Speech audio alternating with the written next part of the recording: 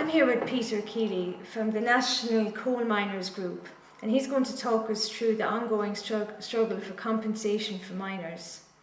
Now Peter, before we get into the compensation struggle that's been ongoing for the last number of years, tell us a little about yourself and how you became involved in mining and what your job involved. Well, I'd be about the same as any fella around here in the 1960s. They left school, they went off looking for a job. You had to go to England, if not you went down the mine. So I went down the mine when I was 14 years of age. I was in mines then worked in Castlecomer, Collieries, Rossmore, Holly Park, and every one of them for the rest of my life, literally. And what did your job involve? Well, my job was, I worked at the coal face, and I worked in coal cutting coal, and I worked in shot fire and everything. You have to serve your time in the mine the same as any other job. You start from the bank, and then you go down under, and then you go on a rope, and then you go different jobs in long till you get to the coal face. That's where we all looked for that. The big money was there. Okay, yeah. And how many years were you there in total? About 25 or 26 years. 25 years, yeah. Okay, and how did all this struggle with the compensation come up? How far does it go back to? It goes back to, I think it goes back 6 or 7 years. Okay.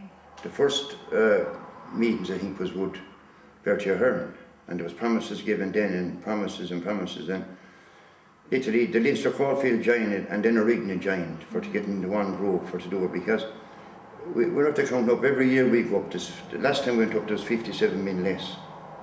So it started off about 700 miners, and now there's about 350. So literally, if it's not settled up soon, there'll be nothing left, like, you know. And for people who might not know, like, why are they looking for compensation? What's the basis? Well, the conditions that the men worked under. What were they like? In the 60s, 70s, and it finished up in the 70s. They were unreal. It's been very hard to describe the conditions underground. When there was coal cutting going on, shot firing going on, and then you literally couldn't see 1 yard in front of you. They're just conditions was unreal. And how many hours a day would you be subjected to? 8 hours. There was 3 shifts on the mine, and there was cutting, and then they fired the shots, and the shot smoke was unreal. But that was done, that's the norm in every mine. There's no different in any of the mines around the Leinster Coalfield. But our crib is that the government, when given a licence to the company, they put a mining inspector to come and check the mines to make sure the conditions wasn't bad. But the man certainly didn't do his duty. No.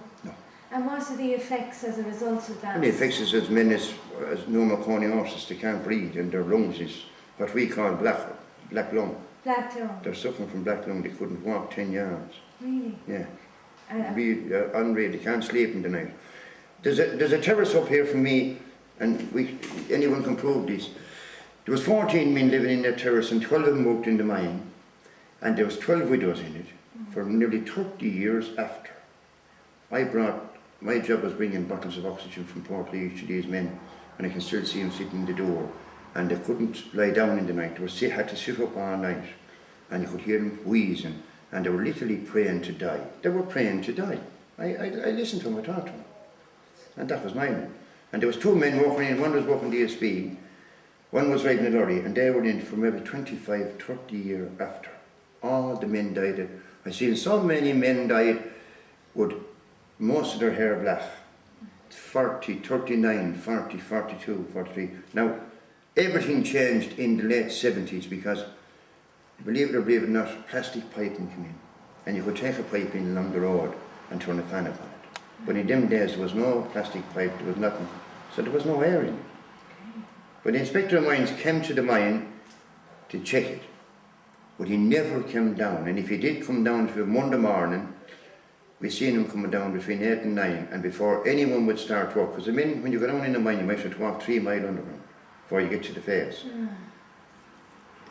There'd be no dust, there'd be no nothing. You would just look around and walk back up again. We all knew when he was coming, because everyone was taught to clean up everything. So everything was ready. Yeah, and the state had handed out a licence to this company to make sure that that there was air in the mines, but the inspector of mines didn't do that.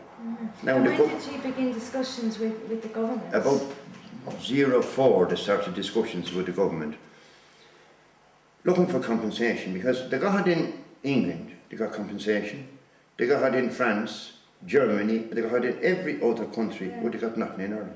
And how